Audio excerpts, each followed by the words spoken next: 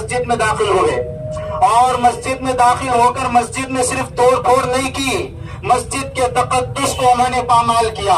ہمارا وہ پوتر قرآن جس کو ہاتھ لگانے کے لیے ہم وضو کرتے ہیں، اس کی حرمت کو انہوں نے، اس کے تقدس کو بھی پامال کیا۔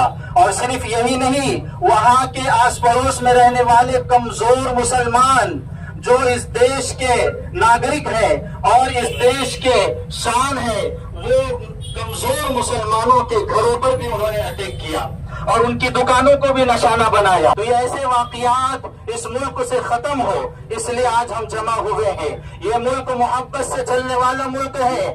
ہمارے بزرگوں نے، ہمارے پرکھوں نے، باپو اور نہرو اور آزاد نے جو اس ملک کو تعلیم دی تھی وہ یہی دی تھی کہ مذہب نہیں سکھاتا آپس میں بیر رکھنا، ہندی ہے ہم، وطن ہے ہندوستان ہمارا۔ بھائی چارگی کا ہمیں انہوں نے سبق دیا تھا،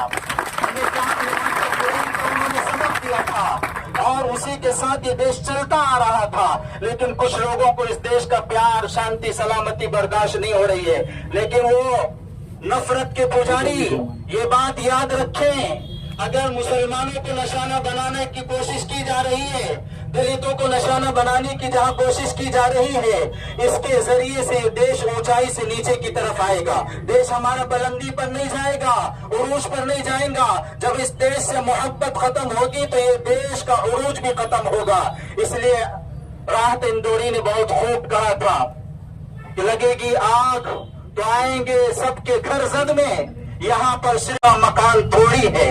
یہ ملک نفرتوں کی وجہ سے پیچھے آئے گا، اس لیے یہ جو گھٹنا گھٹی ہے یہ چند لوگوں کا کام نہیں ہے، اس کے پیچھے جو ماسٹر مائنڈ ہے، ہم چاہتے ہیں ان کو، ایسے خاطیوں کو سخت ترین سزا دی جائے، جیلوں کے سلاخوں کے پیچھے ان کو ایسا عبرت کا نشان بنایا جائے۔ کوئی بھی اس دیش کے اندر، اس ملک کے اندر نفرت کی بولی بولنے سے پہلے 10 بار سوچے کہ نفرت کے پجاریوں کا کیا انجام ہوتا ہے۔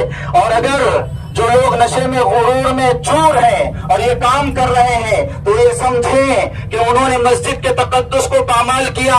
اس دیش کی حکومت ان کو سزا دے نہ دے، یہاں کا شاسن پرشاسن ان کو گرفتار کرے نہ کرے، لیکن اللہ کا بہت بڑا قانون ہے، وہ اس سے بچ نہیں پائیں گے۔ حامان کا جو انجام ہوا، آج مصر کے عجائب خانے میں وہ فرعون پڑا ہوا ہے، اس کی لاش بتا رہی ہے کہ ظلم کرنے والوں کا انجام کیا ہوتا ہے۔ زمین نے اس کو قبول نہیں کیا، ایسا ہی ان کا بھی انجام ہوگا۔ جو لوگ مسجدوں کی مسمار کرنے کی کوشش کر رہے ہیں، مسجد کے تقدس کو پامال کرنے کی کوشش کر رہے ہیں۔ اس لیے میں آخر بات کہہ کے اپنی بات ختم کرتا ہوں۔ بہتی ہے امن کی گنگا میرے دیش میں بہنے دو، بہتی ہے پریم کی گنگا میرے دیش میں بہنے دو، مرو گنگا میرے دیش میں شانتی رہنے دو۔ مت بانٹو ہمیں ہرے اور بھگوے رنگ میں، مت بانٹو ہمیں ہرے اور بھگوے رنگ میں، میرے گھر کی چھت پر ایک ترنگا رہنے دو۔